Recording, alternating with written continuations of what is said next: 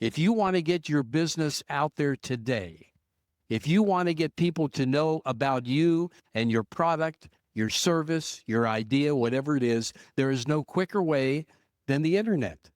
How many folks in here right now, how many of you have cell phones? Raise them up in the air. Raise them up in the air. Take a look around, everybody. See everybody up there? All right, great. Thank you. Here's the fact. Each and every one of you with a cell phone, you now have your own home shopping channel. And if you want to really succeed with what you're doing, you need to learn how to use that phone as your own home shopping channel. Because there are two keys, Rebecca. You got to have the presentation, the pitch, and you have to have the distribution. You have to have your product in front of the right people. And you control both of those elements with your own phone. So today, it's wide open. It's wide open to be able to get the word out about what you have.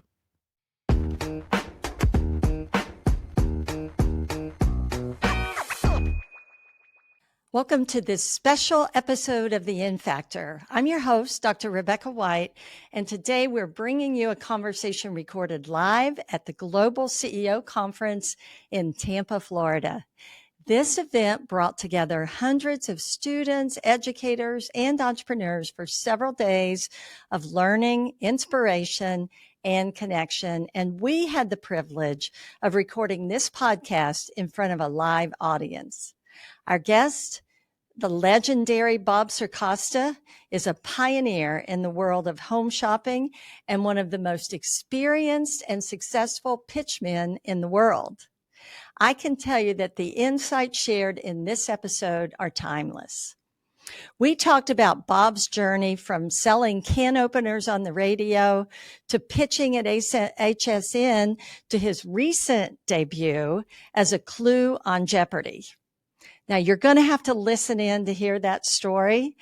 And at the same time, you're going to learn how to pitch your ideas effectively, a skill every entrepreneur needs to master.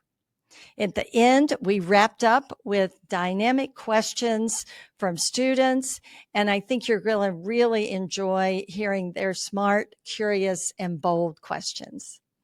This episode is packed with lessons about communication, confidence, and connection.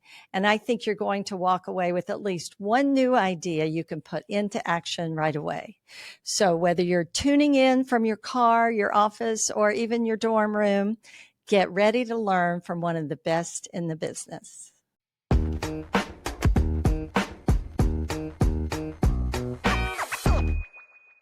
As you all know from True's kind introduction, I'm the host of the In Factor, which is a podcast to inspire entrepreneurs. And if you haven't already, I would love for you to go find it. It's on Spotify, we're on Apple, on Google Play, anywhere you listen, and download it and share it and listen to some of the great stories of entrepreneurs, because we've got a bunch of them. And today we're doing something new. We are actually live streaming today. So I think all of you probably got an email with a link to that. So if you've got somebody back home that you think might enjoy it, go ahead and share that, because they're going to love this conversation. So our guest today is, well, let me ask you something. How many of you have ever bought anything on your phone or online? Okay, well, you know, it had to start somewhere. Have any of you ever heard of QVC or HSN? Yeah, HSN, the Home Shopping Network. I see a few people that are closer to my age. They know what HSN is. I see you back there, Betty. So HSN Home Shopping Network really started right here in the Tampa Bay area. And our guest today is the original home shopping host. He helped to create the multi-billion-dollar TV home shopping industry and sold the first product ever offered. So you can thank our guest today later, because he helped to get this whole thing started where we can buy products from home. So over the past 48 years, He's very young, so I don't know how he's even done that, how he's been able to do that, because I think he's only like 50 maybe. I don't know. But he's logged over 25,000 hours of live selling on TV, made over 75,000 separate product presentations, and has individually sold over $6 billion in merchandise, earning him the title TV's Billion Dollar Man. He's written a book. It's called Life's a Pitch, and I highly recommend it for you. I know, we're here at the Global CEO Collegiate Entrepreneurs Organization, and many of you are pitching. How many of you are pitching today? So we got some pitchers out there. There's some things you can learn from Bob for sure, all of you. He's been featured on ABC's Good Morning America, NBC's Today Show, ABC's 2020, and in articles in USA Today and the Wall Street Journal, and right here today. And just 1 week ago, Bob was our guest was a clue on Jeopardy. So before we get started, we're going to check that out, and then we'll welcome our guest to the podium, Bob Circosta. 3,800. I'm really surprised here for Bob Circosta, the original Stopping Avocado, the AM radio telephone dispenser of this. What is a toilet? That's really what it is. So please help me welcome Bob Circosta to the stage and to Infactor.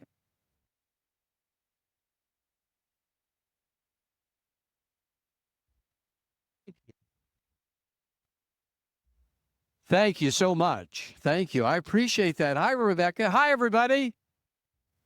Are we excited? Come on. Are we excited? Yeah. Thank you, Bob. Well, you know how to get an audience going. Well, you've been doing it a little bit over your lifetime. So I'd love to start with the Infactor. We always dig into the entrepreneurial mindset. And what I'd love to really start with today is take you back to maybe the late 60s, early 70s. I think we talked about it. When you were a college student, what were you doing during that time? Well, it was 1968 to 72, and I was a student at Kent State University. And, you know, we live in tough times today, no question about it. But back then, it was really divisive and tough. And we all know what happened at Kent State University on May 4th. And I was working for the radio station, and I had the only audio tape of the event, which later went on CBS News that night, and they played it. So it was really, but I hung in there. I got my telecommunications degree, and I stayed for another 2 years and worked for the radio station, the local TV station. You know, you can't give up. You just got to keep moving. You got to keep going. No matter what. Yeah, that was a pretty tough time. It was tough. It was tough. There was shooting, and there were a lot of things. And we've seen tough times today. But you were there as a film. Were you working for the newspaper? No, I worked for the radio station. The radio station. I was out there when the event took place, and I happened to be describing it. And it's something I rarely talk about. You know, it's interesting times because there are college radio stations, and that was a very popular thing then. Sure. But now we're doing podcasts, and the Lowe Center, we have our own podcast every week. How about that? So, this is a big circle, right? Yeah. So students share. I mean, the technology changes, I think, but a lot of things stay the same.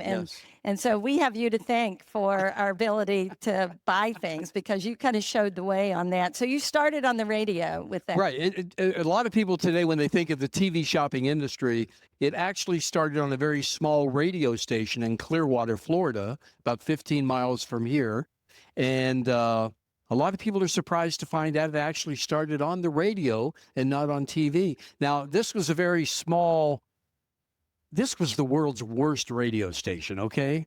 I mean, it was really, it had nothing to do with selling merchandise. What made it the worst? Ratings. Nobody listened. Okay, gotcha. we didn't have any listeners Nobody out cared. there. Exactly. Nobody cared. And so it didn't sell merchandise. We were a news talk format. And so I did a talk show every day from noon to 3. And we talked about politics and everything that was going on in the world, just like they do on all talk shows. But because this was possibly the world's worst radio station, you still have to sell advertising. And so they went out and they tried to sell advertising, and an appliance store finally responded, and they bought 13 weeks of advertising. This is all true now. So the gentleman went in, got the contract. On my radio show, I advertised the appliance store. I said, here's the special for this week. Go in, yada, yada, yada. And so at the end of the 13-week cycle, the owner of the radio station went in to get paid for the advertising. And the guy who owned the appliance store said, wait, why are you here? He said, I'm here to get paid. He said, for what? The advertising. The guy who owned the store said, no one has even said that they heard the commercial in here. I'm not going to pay you. All true now. The owner of the station said, well, that's not how this works. And so finally they went back and forth, back and forth. And then the guy who owned the appliance store said, I tell you what I'll do. Instead of giving you cash for payment, I had a big shipment come in a couple hours ago. There's a box back by the door. Take the box of merchandise. All true. So he grabbed I had no idea what he was going to do with it. Now he got in the car, drove back to the radio station. Meanwhile, I'm doing my talk show.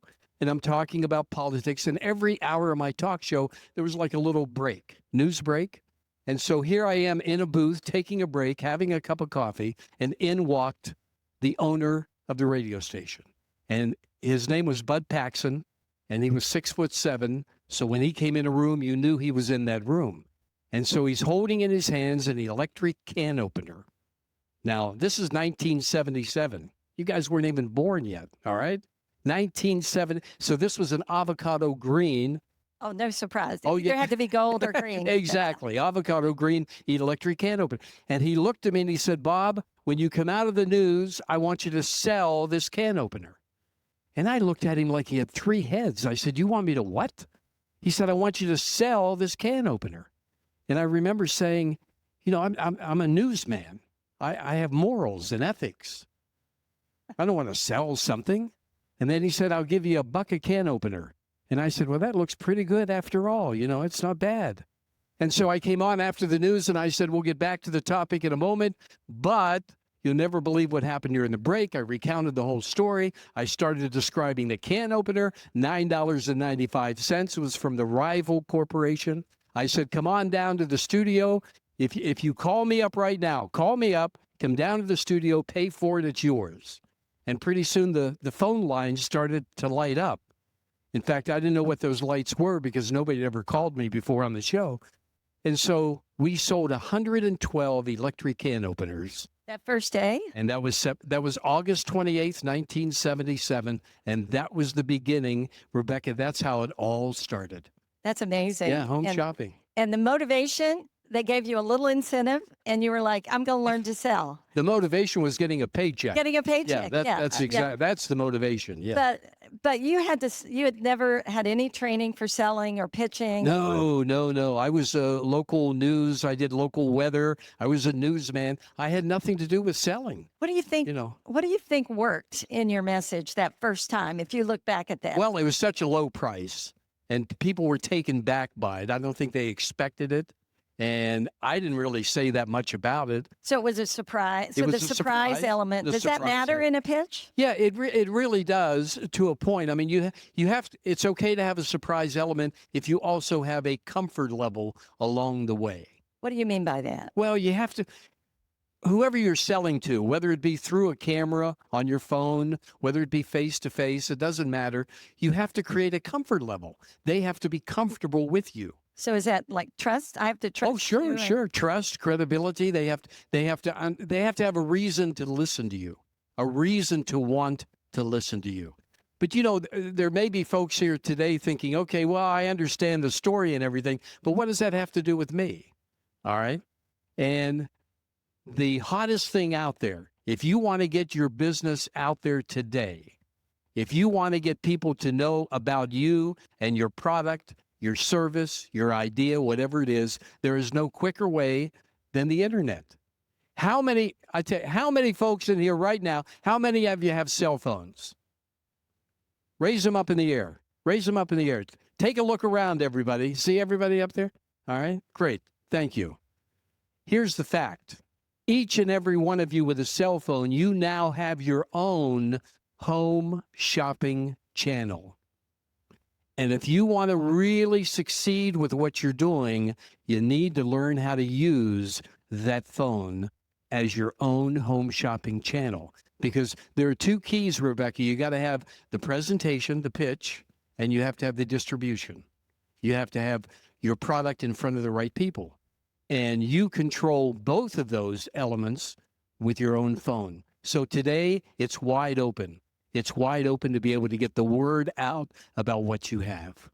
You know, it's really interesting because we're sitting here talking about starting back in the 70s. Right. But the theories and the model hasn't changed. No. The distribution method has changed. Exactly. Yeah. Great point. I'm glad you brought that up because what was home shopping at the beginning?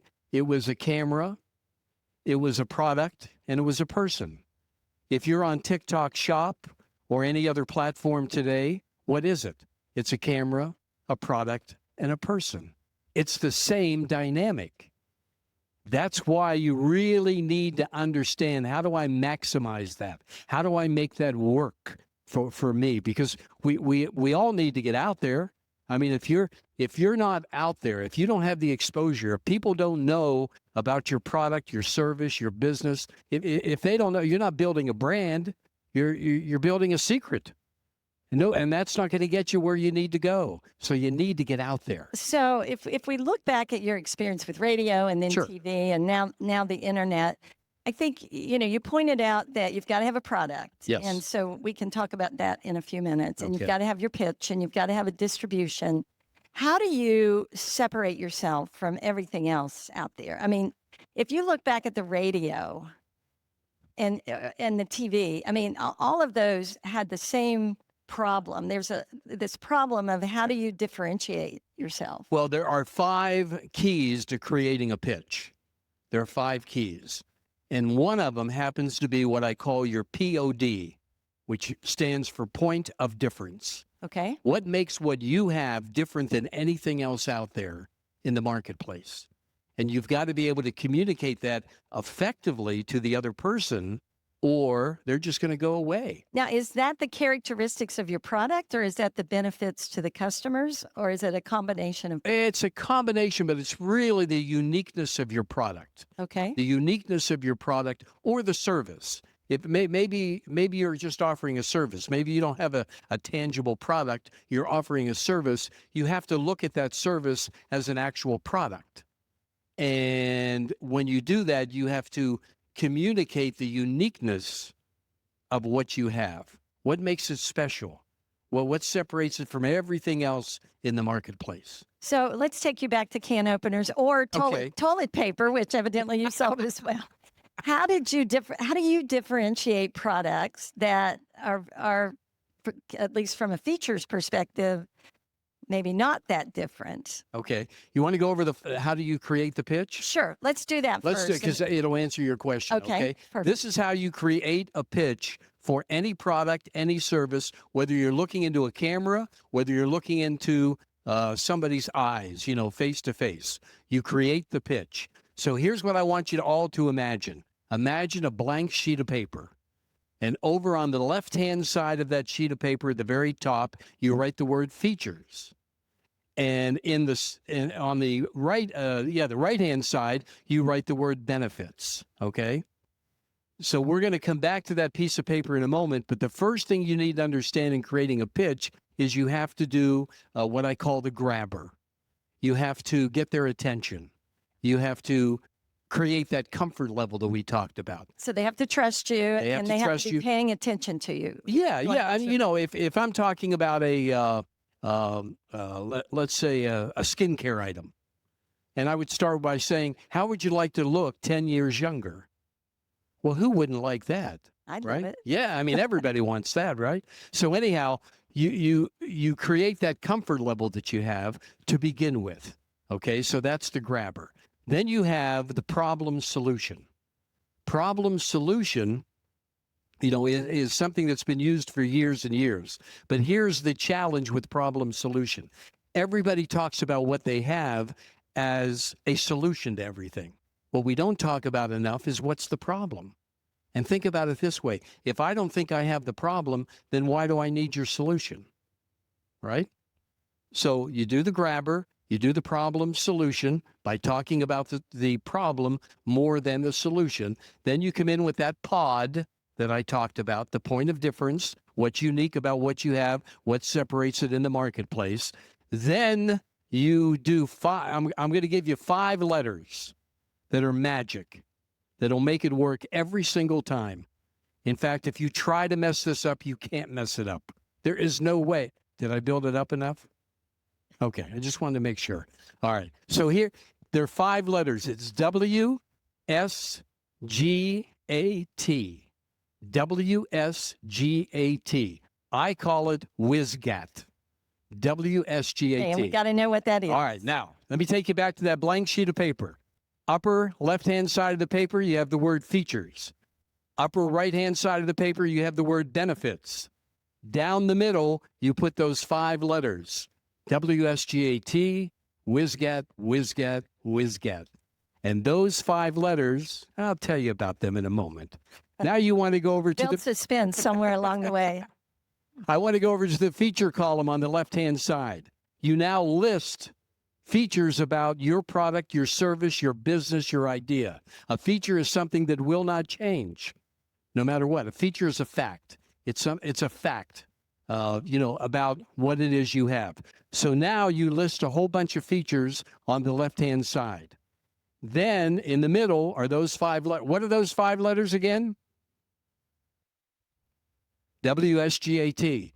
That stands for what's so good about that.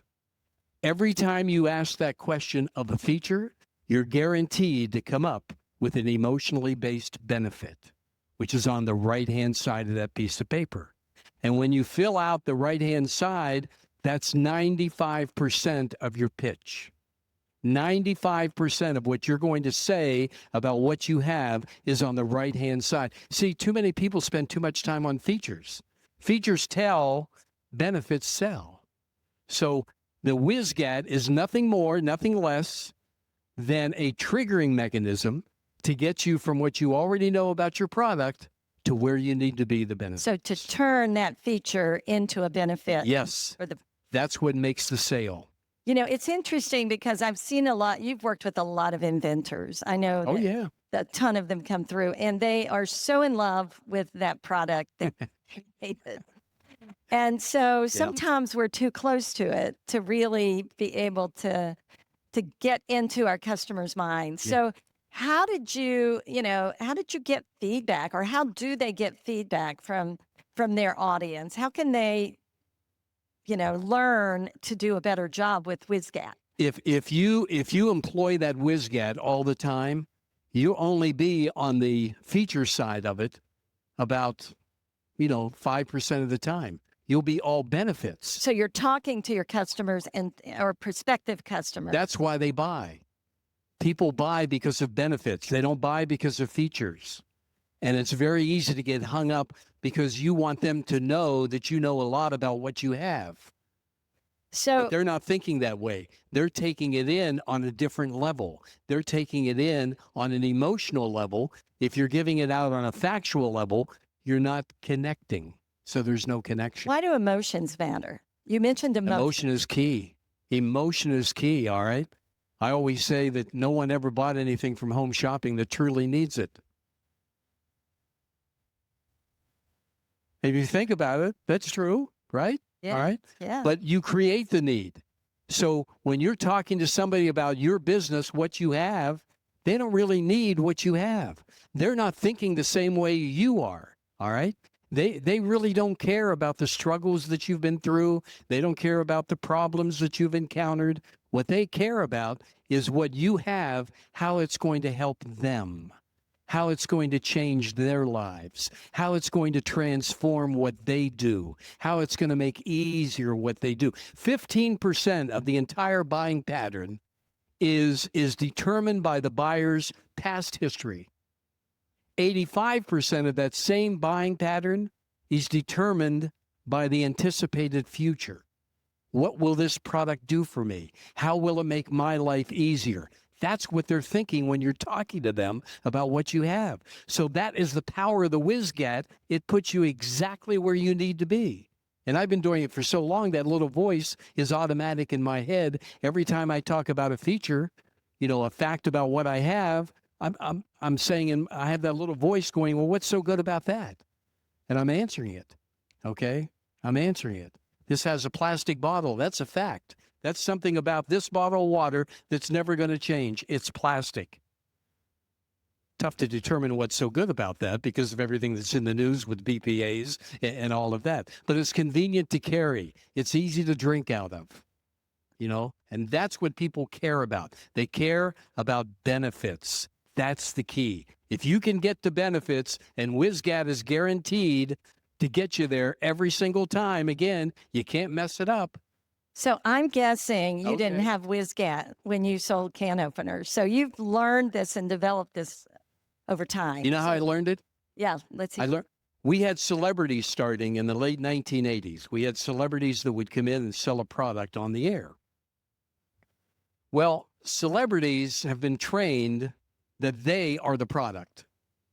That's just the way that's their business, and that's what they do. They're the product. So I'm thinking one day, how can I get this celebrity to talk about this jar of cream Instead of themselves. instead of themselves? And so I came up with the WSGAT at that time, and I said, all you have to do is keep answering the question about your product. What is so good about that? What's so good about that? And they found that easy to do. And that's how it happened. That was 1985, 86, Yeah, something like that. yeah. I think that's great advice. And Does that help? Does that help anybody out there? Now, let me hear you. Does it? So what's so good about that clapping that we've got? It makes me feel good. It does, yes, doesn't it? Yes. Thank you. It makes thank this worthwhile. Yeah. And we love that you're here and sharing this wisdom. And I'm happy spending to be time with here. I us. really am. I mean, I'm such a strong believer in that, and everybody can do that. Now, when you wrote this book, Life's a Pitch. Yes. And so my guess is, maybe I'm wrong. It can be dangerous to guess, but your theory is that you can apply this in a lot of different ways, parts of your life, because Oh, yeah. a lot of these students are pitching businesses, but some of them I've been talking to, and they're graduating, they're looking for a job, they want to get an internship, they maybe want to do something in a job they already have. They want to convince their boss to let them do it. Does this work in everything? I'm so glad you said that. Here's an exercise you all need to do. WSGAT yourself. You're the product. WSGAT yourself and see what you come up with on the right-hand side of that piece of paper.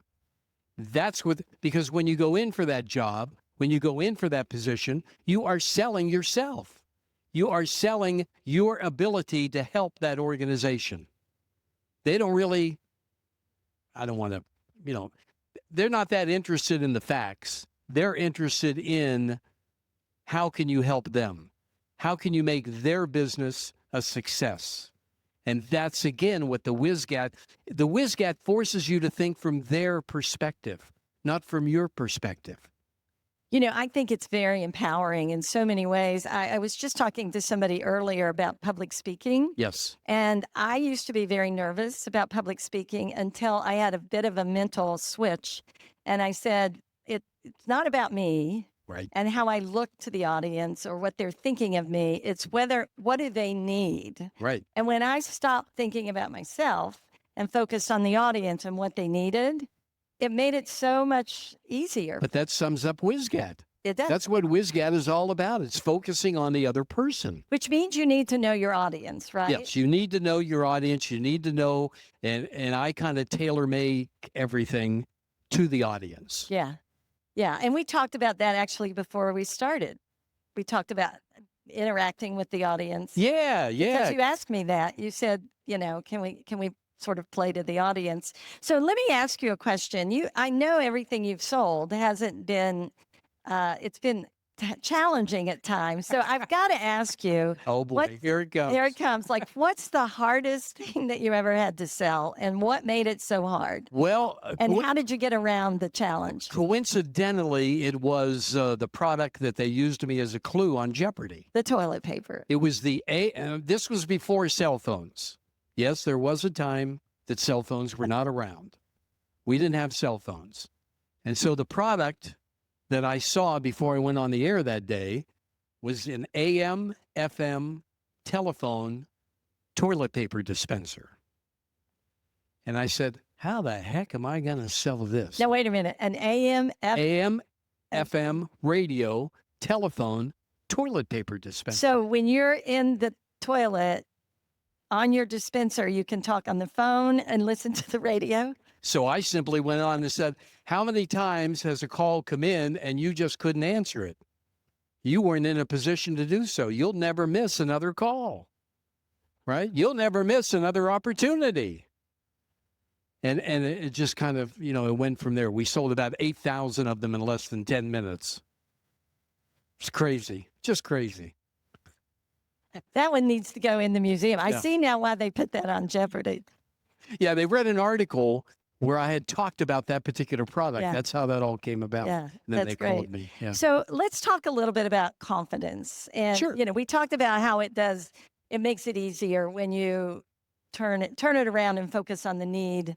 But what would you say, because I know there's a lot of young people here and all of us have moments when we are suffering from lack of confidence All or the time. feeling like, maybe we shouldn't be there. How do you think about that? And let's maybe go back to when you were in college. You had a how did you build the confidence to do what you needed to do? Well, I think we sometimes suffer from lack of confidence because of fear of failure.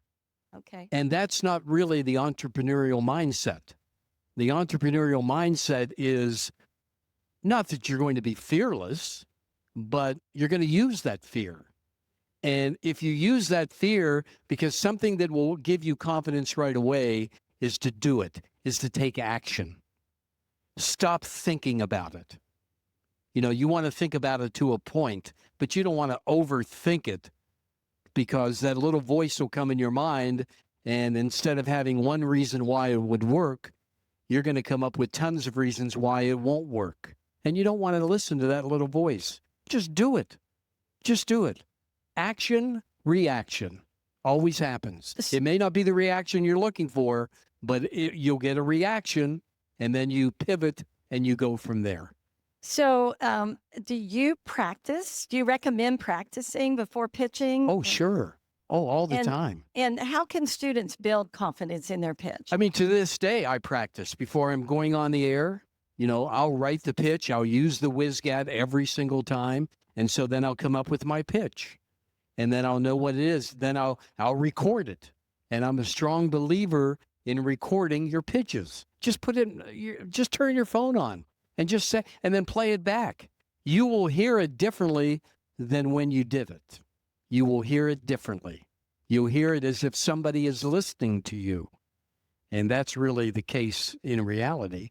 And that will bring it home. You'll say, wow, I didn't know I said that. That didn't sound right. Let me kind of move. So you got to practice. Don't wing it. You can't wing it. The greatest compliment in the world is, Bob, you just wing it. No, I don't. I don't wing it. I practice everything that I do. Put thought into everything. So I love your suggestion to take action. And I think you've got to do that. And I that fear of failure, I think because we personalize it, and it's really not. We don't have to personalize it, right? It may be a failed pitch, but it doesn't mean we're not successful. My grandson loves baseball, and that's the perfect analogy, right? Sure. I mean, you can bat 30% and you're in the Hall of Fame. Exactly. You're a star. So, I have to ask you, and you probably know what's coming next. Have you ever had a failure in your all pitching? the time. Are you kidding? All the time. Would you share a failure? Do you have a share? I'm putting him on the spot. Somebody came to me once with a product, and it was a microwave cleaner. It was a solution in a container and all you did was put the container in the microwave and turn the microwave on, and it would clean the side. So I had him take a microwave, take the back out of it, and so on the air, I'm inside the microwave. I'm thinking, this is great. This is going to screw. So your head's inside the microwave? My head's in the microwave, and I'm pointing, you're going to clean here and here. I mean, they're going to love this. Well, as I sit here, we're still waiting for the calls to come in. because it just didn't happen. It just didn't click. So not everything is going to resonate whatsoever. Yeah. Not everything is going to resonate. It's those things that sound really good, right? Yeah. In the middle of the night. And then we get up and we're like, Oh, is yeah. that really going to work? And then I'm surprised by things. I mean, I had a guy come on. He had 2 little boys, and he loved bouncing his little boys on his knee. And so he designed the head of a horse to fit on his knee. The little boy sat on the horse, and he would bounce him up and down. And he called it the pony. So you get it, the pony? The thing went crazy. Oprah saw it, and she put it on her favorite things, or one of her favorite things show, and it went crazy all over the world. So you never know what's going to happen. And everything I do is live. It's not on tape. It's done live. We're doing live today. Oh, I know, and I love it. I love it. Nothing like live. But you just never know what's going to happen. Well, when you go bring out. up Oprah, and Oprah was Yes. one of the early influencers. We now have Sure. that whole, we have a whole profession around influencers, and you've worked with influencers all your Yes. life. Do you have any thoughts on, for our students, as they think about potentially working with influencers or becoming influencers or? Well, it brings to my mind AI today. Yeah. Because AI obviously affects every way of life now, so it's got to affect live selling in a certain way. AI can do certain things now, and certain things it can't do. What it can do now is be a great supportive tool, an analytical tool. It can improve customer interaction, like FAQs and things of that nature. It does the automated hosts, but doesn't do it all that well yet. What AI cannot do is give you that trust, is create the emotion, all right, is to change, go with the flow. We used to have a saying, go with the flow or you'll go out with the tide, And so you got to change things. AI has not been able to do that as of yet. That could change in the next few months, who knows? But they haven't done it. So influencers have to have a passion for the product. If you're going to use an influencer, make sure they have a passion for what they're talking about. That's a really good analogy and Yeah. really important. I talked to Kevin Harrington. Oh, yeah. You know I've Kevin known very Kevin well. 40 years. Yeah, I had Kevin on a podcast Yeah. at one point, and he was talking about how important it is today for every entrepreneur to really review and evaluate and build their online brand intentionally and deliberately. Yes. And so that kind of is aligned with what you're saying. We have to be a trusted voice. And, No question. But you got to get out there. and other people can't always do that on our behalf. I think it's Exactly. what I'm hearing you saying. And AI can't always do it. You're exactly right. One thing, and I have taught people all over the world how to look into a camera, be themselves, and communicate about their product or their business in a way that gets a response. I've done that for many years. But one thing I cannot teach, I can't teach passion. Passion's got to come from in here, Yeah.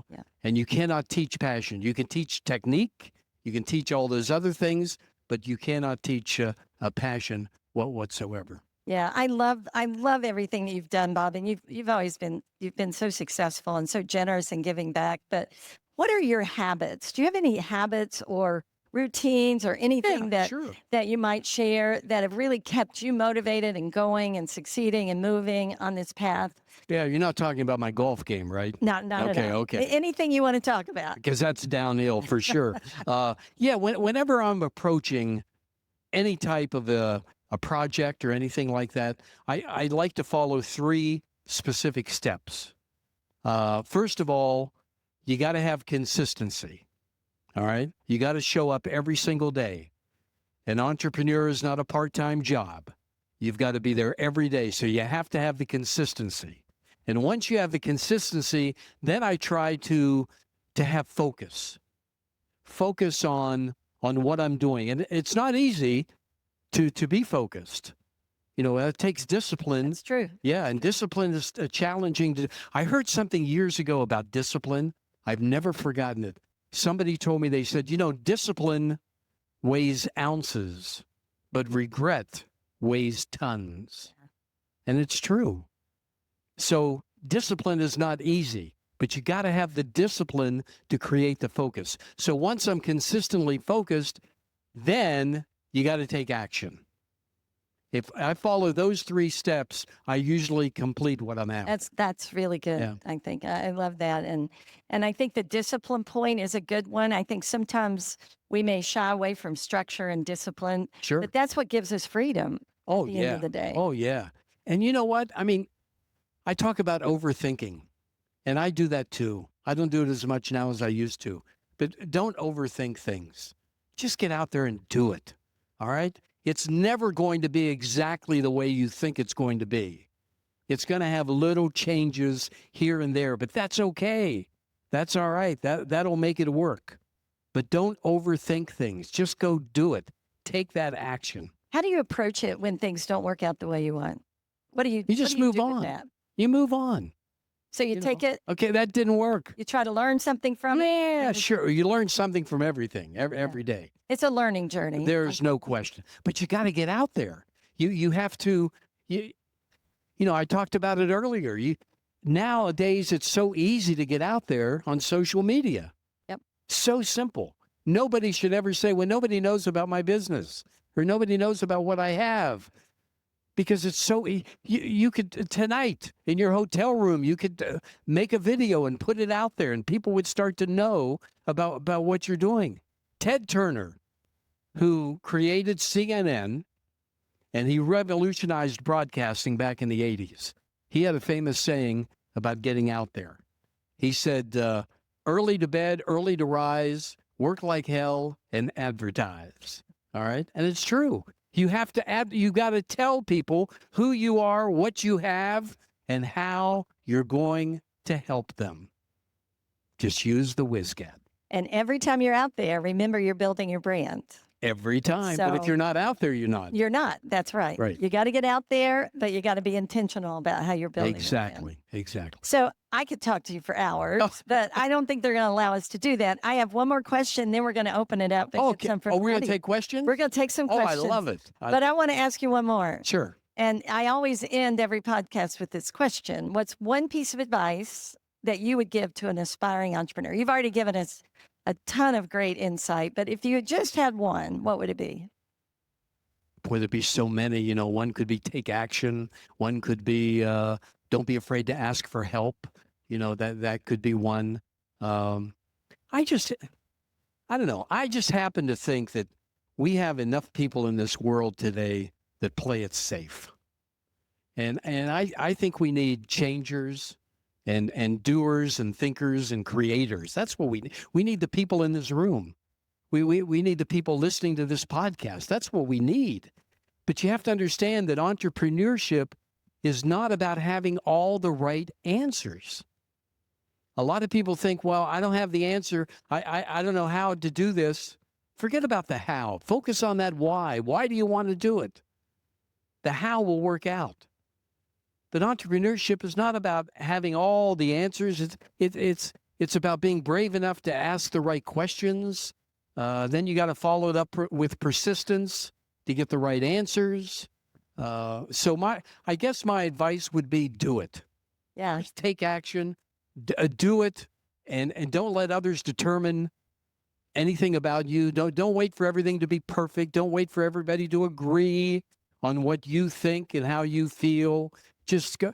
Have you ever heard about the bumblebee? Did you ever hear about the bumblebee? Well, I don't think so. Scientists and engineers have figured out that aerodynamically speaking, I can't. the bumblebee cannot fly. Wings are too short. The body's too big. It cannot fly. But you know what?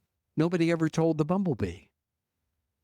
So don't let anybody tell you that you can't do it, because you can do it. So that would be my advice to you. That's great advice. I love it. Let's give him applause on that. Oh, thank you. Thank you. Thank you. So I think we have time for a few questions from the audience. So Now, I don't take any returns of any products, okay? But questions I'll take. Do we have any? Do we have somebody? Somebody's standing up back there, I think. Okay. Hello. There we go. Yes, sir.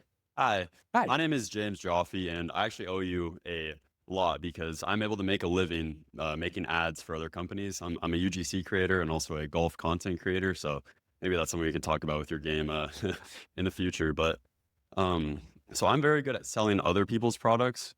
When would you recommend making my own product, specifically like I want to do something in the golf, realm?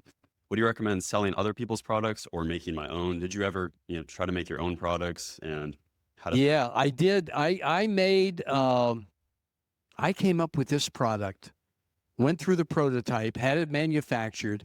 It was a hammer, and in the body of the hammer were the nails.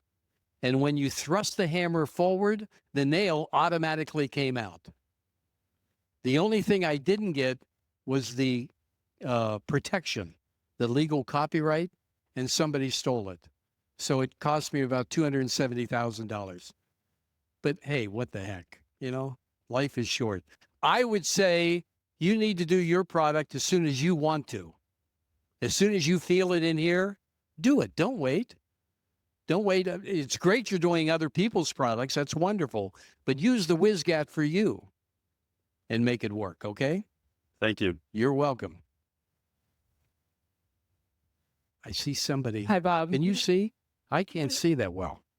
Oh, how are you? Good. How are you? Good, thanks. I grew up watching QVC and HSN with my mom. Bless your heart. At least you didn't say your grandmother. Thank you. No, my mom. Thank you. My question for you is besides benefits, what are the top things that you look for in a product that make you think that's a winner? Okay. One thing I look, because of my particular profession being visual, and if you're going to do this on the internet, on TikTok Shop or whatever, you want it to be demonstrative. You want to be able to demonstrate it, okay? So you're just not staring into the camera. You want to be able to demo and demonstrate what it is. You want to make sure that people have an instant understanding of what it is. That people understand. You don't want to spend a lot of time having to explain what your product is. You want to make sure the price, the value is there. And those are the three main things that I think of. Okay, so show rather than only just telling. Show and sell. Show and sell. You've heard of show and tell, right? This is show and sell. Okay? Awesome. Thank you so much. You're welcome. Thank you. Hi. My question is, aside from WSGAT, how can you sell your product to a market that has potential? I am trying to break into dispensaries as a cannabis accessory brand, and dispensaries don't have a very good turnout for selling accessories, yet they have the customers who want to buy the products. Well, it goes back to what I said a little earlier. There are two key elements to any business, any product. It's what I call P&D. You have to have the right pitch, and you have to have the right distribution. You may have to move a little bit and find another niche that really needs what you have right now until the other marketplace catches up to you. Does that make sense? Yes, I do plan to sell in smoke shops before I go into the dispensaries and show them Good. the revenue model. Yeah, you'll get a history then, yes.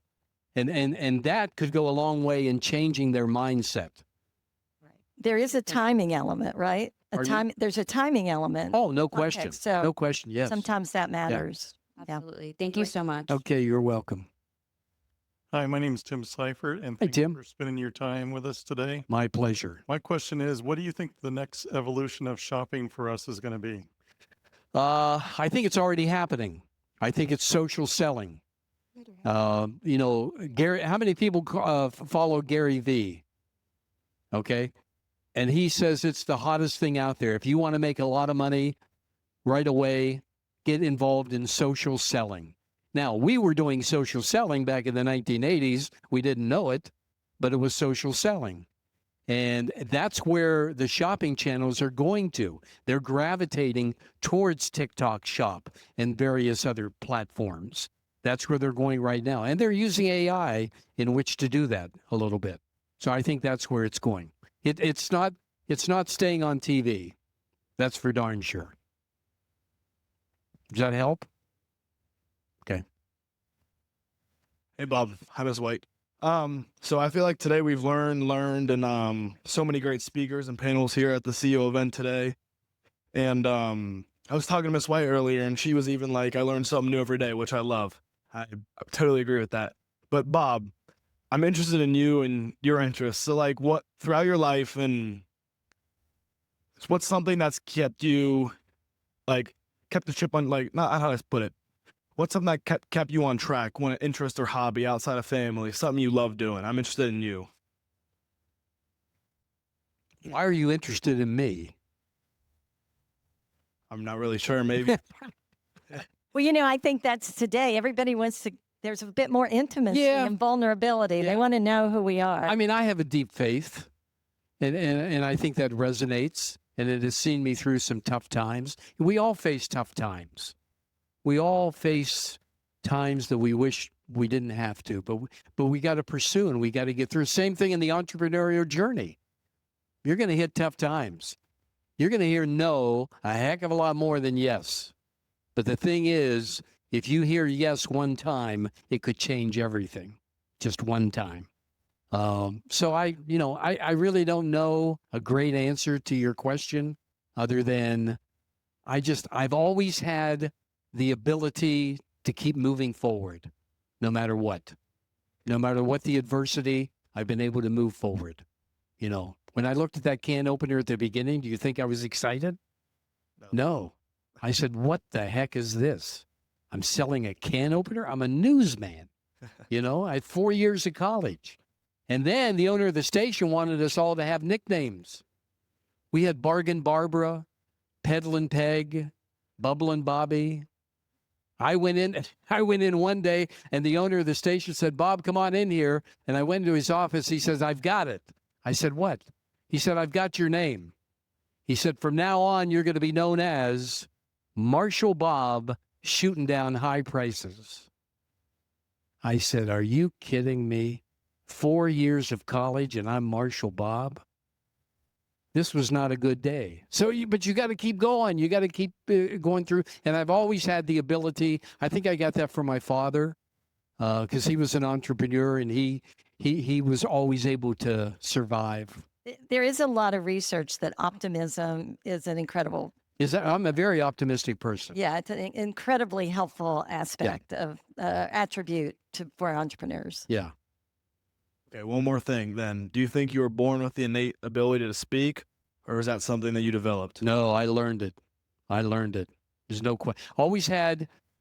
I always enjoy, I never shied away from it, but you have to learn how to do it. So anybody can learn how to do it, I think, if they put their mind to it. All right, yeah, I agree because I feel like I hear the misconception like, oh, you have to be born with the ability to speak. Like, no. But you said you learned it, so, and we see what you've done with your life, so you clearly can learn it. I mean, if you go to any online or a newspaper or whatever nowadays and you see the birth announcements, it says, at 8:43 this morning, this person was born, 9:49, that person. They didn't say at 8:43 a salesperson was born or a CEO was born or a speaker was born. That person developed it, So you can do it, but you have to do it. You have to do it. That's great advice. And they put a big clock up here, Bob, to make sure that we ended on time. So, it's kind of funny that you point that out because when we're on the air at the shopping channel, there's a computer screen that size too. And it's telling me how many units I have to sell, how many I've sold 3 minutes ago, 2 minutes ago, and 1 minute ago. And it updates every 3 seconds. So I've got an idea. How many of you have learned something from Bob today? And if you have, would you stand up and give him some applause? Oh, wow. Oh, my goodness.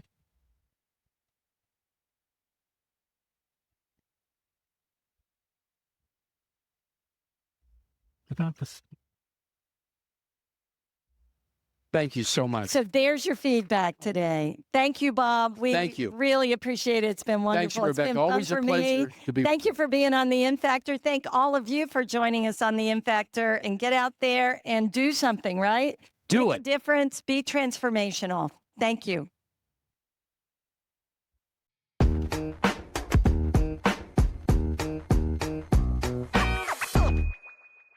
Thanks for joining us for this live episode of The In Factor.